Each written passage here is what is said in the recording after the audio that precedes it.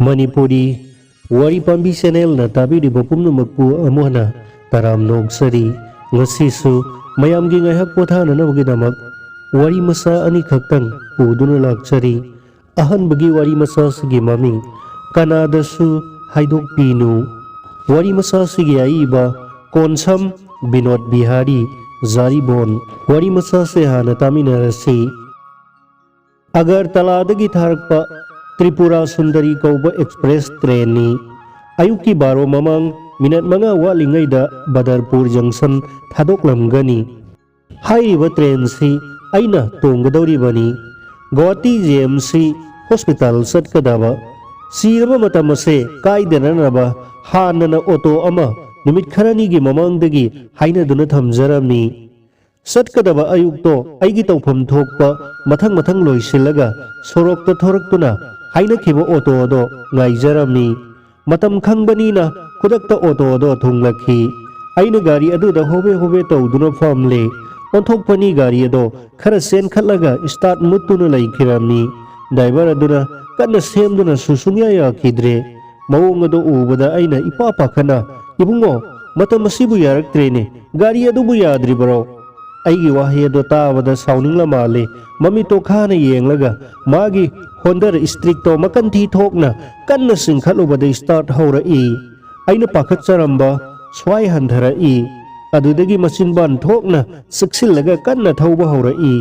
sembidraba lambi adugi nungairakta aidi loire amanba gari gi haunabi natna singba komthoroktuna madugi maninna horon meludraba sumayarani thaudo odo ubada aina kanna lausiloi ibungo garina ahaloi silakpane ainaga sonjilakpane ahal anida tainabibadi chumlibro khara tamna thaubiu kaidawbage Badarpur Junction jaudringaida thupchilage khallibro nonsense asauba khara hanjinjaraga asoyangam thoktananaba garigi yoli ado kanna paisinduna famki asumna wana laktuna Badarpur Junction da thunglakhi thungbomaktada train thabagi warning bell khinglakpa tarami ai ipa pakhalle khalai wajar papumna mak aremba tagadawre awabana kham thengabadi aigi thamoi sonthabagi nungsitto hek kangla I pangthara I sor phunjila I mitna choisila I tawpham khanglakte driver aigi phibamado ururo male haira I oja karino tawbiribadubo khara thubiu train thagadawre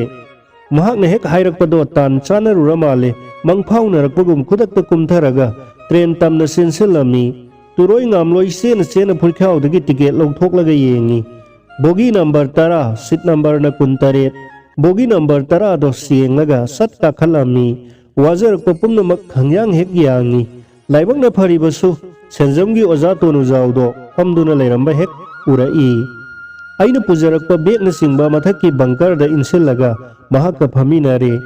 oja tonu waka sungangang daba makai tumina famduna laiba ubada oja tonu kada yobigadoribano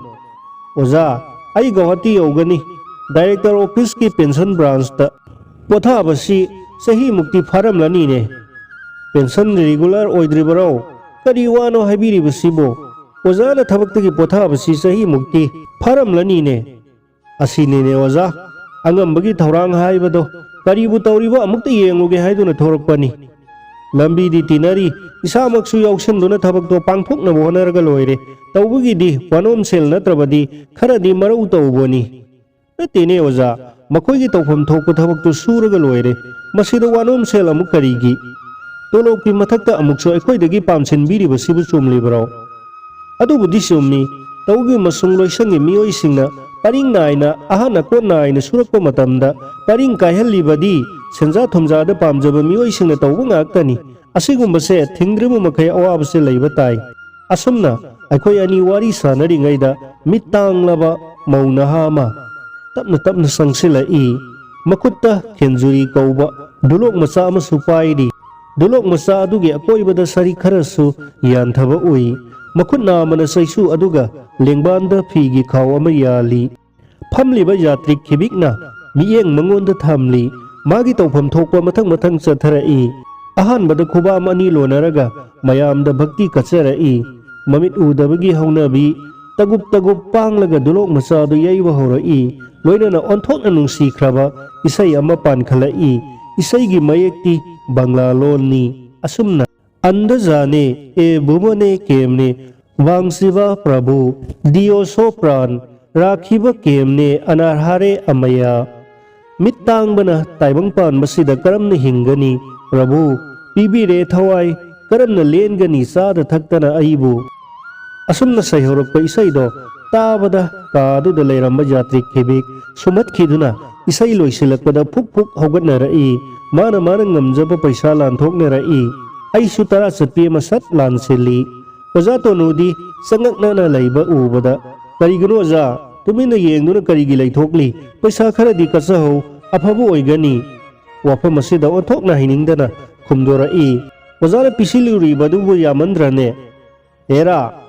maitai masagi thona uthoklamu karino hakum ozagi ningol thajabada luhongphamda pungyaiba isai sakpo oja singamadi regupati da tara sapi mapun kairaga saikibado kawrabro pamurunu tola tarabada khare hena kathok sabai buse afabala kani oja tonu aigi wahai singadu da ikai khramale poli sangsin khiduna tara sapi ama sat lansilami asumna train du da lakpana numidang pung 12 hek tabada Guwahati platform da thunglakhi train lepaga oja tonu aikhoi ani kumthare platform du dagi khara laptakna leiba tan yonba dukan amada changlami fajaraba akoiba dining table ama yengaga famduna asa thak ngairami mathamasida oja tonu angau aphaigum phuk haugatlaga thokhirami maramdo khangdabanina aisu ngaksanana matungda tanarami dining table amada famduna asa thak tawriba nupi amada onthok nei sang thauna hangjului ibema nahak train da tongminarakpa mittang bisangni bidu natra Huran namthak tawduna nungairaba punsi ama samgatke khalliba nongmadi soidana madugi mahaidi khudong thiningai ni haibase nang khangdrabara sakni bi aduna nungsa thiba amaga loinana taniklabi makut ani ado lonaraga lakap solopna hairai mani ai sakni bi mitang bi aduni zatonu singnaroba pumba khudong naraga police inspector gi wahanggum mathang chatharai ibema nahak mitang bi sakni bini ko isang thauna lauthuk laukoi leitaba makhai khumdorai mani sakni bini tawgi masung imiti tangjaba nate nupa masa sinakana isani Guwahati city sigi school amada class 9 tamli leifamdi kadaida Agartala dani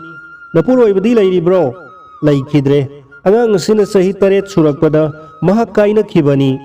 matang asida aina mukno chilami ibema nangi thauna asidi khantharubada ngaktabadi ngamloi nangi nawong na taw mittang bagi rol lauraga miyamgi mamangda songthorakpasi muk thaganingai ni sakni biedo pakhatcharamba swai hantarai sor chaning tana hontharaga milu pirang chona hairai babu khoi tolabi aibula na lobiganu ipuroiba kaina khrabi kanasu leijadrabi aina ima isagi thawai asibu hingjanaba tawjabani hingnabagi lanpham asida mittang drabasu mitang bi sajarubani asigumba arot pasakam ase laurudrabadi kanana sumateng pibirakloi khangi tawjal hairaba mioi singi matengna isa se mahai mapung phanjage honajabani babu anigi mafamda amuka hana haijaningbadi aigi arot pasakam ase kanada su haidok piganu wafam ase hairamlaga mama masa ani ado khongthang kanna platform adugi awanglomda satkhirami mathangi ani subagi wari masa sigi mamingna taibang mapugi sithi aiba laire lakpam sutri kumar hojai sar laibro sar gi sithi laura duna postman ramesna magi amanba cycle adugi pel khinglai kalen gi yakaba nungsana ramesh ki maithong ado ka hatpagum maithong do humang jiri sinthari adubu magi thogai masak khangna satpa mioini nongju nongsa khaktana yumthong gi thungna basaliba ramesh pu angang ahal khudimak na masak khangi hojiki matamda aigi mingda sithi amala iba haibase yai phangbagum bani fajarba wahai watana nungsina irakpa sithi kaya ngasisu cheksinna liduna thamli. Sir, sargi sithi yauraiye. Jot ki gate ado hanglaga berenda tamna sanglai. Tanza aduda kadomdagino aikoigi laisa su parap changaklaga Ramesh ta makhut masa ado tingthoklaga kadai aigi sithi hantak marakse yamna toina hangba magi wahangni nungsina hanglakpa angang magi wahang aduda karisu khalluba tawdana makokta nan thabiraga hayeng soidana nangi su purakke tattana khumkhiba Ramesh ki paukhumni adubu ngasidi sanamakki dabi amaga loinana makhut masa adura Ramesh ki cycle ado pairaga taksilai kadai aigi sithi ngasi piramdaba yaroi kadai piro haiba aigi sithi piramdrabadi nang ngasi satpa yaroi akanba magi phire pasida thona mangkhre Ramesh upham khangdana mangonda munna yenglaki magi mataw aduda aina pasawgi laisa nungsa sida ising khoranglamnani Ramesh se ising glass amatang hana lobiruso mikup amatang pothaja khisanu nangi sithi pijaramgani da chalo ngasidi Ramesh na nangi sithi piramgani da ai sithi piramdrabadi nangi paitu khawdo aina lahudoini asi hairamlaga parap imung tamna ising lawba sen ki tanza sida aisu aigi kada thuna sangaklaga seja mamada aigi nungsi thoiba laisa nangna pukning sangna laik tamuko pasawna haiba iluko nangbu aina sorarendagi nungti numit khudingi yengduna lairibani haiba inba oira uko aduna nangonda sithi se iraklibani nangi taibung mapu sithi do iba loiraga aina sithi khaw amagi manungda hapchillaga mathakta magi maming ado sauna iramni aigi nungsi thoiraba laisa sithi khaw ado ikuna pairaga Ramesh ki manakta parap lakpada mana Ramesh de ising glass ama piraga kadai aigi sithi piro ising glass to pairaga tingak mabu yengduna leire Ramesh to aina mabu yenglaga pasawgi laisa isadi laigi masani Ramesh tane kwa matap amatang pijasi imungdagi kwa senga laubiruso ngasidi isagi sithi soidana piramganida salo mana kwa senga laubasang kringai aina pairakliba sithi khawdo Ramesh ta piraga se nangi paitu khawdu da hapsilu mana horen hangakpa matamda lautholaga pibiyu sor saning samang honduna laklaga makhut masa aduna kwa senga do Ramesh ta piraga kadai aigi sithi Ramesh na kwa senga adudagi kwa matap ama masinda umlaga nangi sithi dubu aibu kadai dano thamkhiba haiduna paitu khawadugi manungda humjinduna thijinai adubu madi takpa lepte phangde ka haiba yaroidawni makhut masa aduna Ramesh ki cycle career do kanna paisilibani Ramesh na magi sithi hapa paitu khaw adudagi sithi khaw ama puthoroklaga o leire nangi sithi leiramle asi haiduna laisada sithi khaw do pirai sithi khaw adugi mathakta irakpa magi maming mayek singado tapna sajinduna parai aigi nungsi thoiba laisa chumi aigi imingda pirakpa sithini harauna masindagi laurai aigi sithi lae magi mataw aduda yumgi thabak subi zinana awoi bro asum bro nangi sithi raw yengene se aigi iming iribasi udabro nangdi lairik pabasu haitana Ramesh na magi paitu khawdugi lautholaga piraklibani thajadraga hangune makuta pairiba sithi khawdo sorarenda thangatuna ullaga se aigi sithi lae aigi sithi fangle laurakpa magi khonjel aduda khanghouda aigi mittagi pi sintharakhi aina hairakhi pasawgi laisa nangi sithi ado fajana thamjilu taibang mapudi matam sangjadabani mana hairakpa wahaising ado kauganu nangonda sithi irakpagi matam lairoi aduna amuk hana nangonda sithi iraklaroi ai fajana aigi lairik manungda hapsinduna thamgani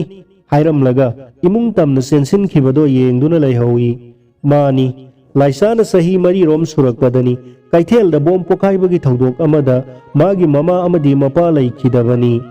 aina kana laijadraba angang ase aina yumda purakhibani haujikti sahi taret surakle sumi taibang asida kana laijadraba tola taraba singisu taibang asigi mapu ama lairi haibase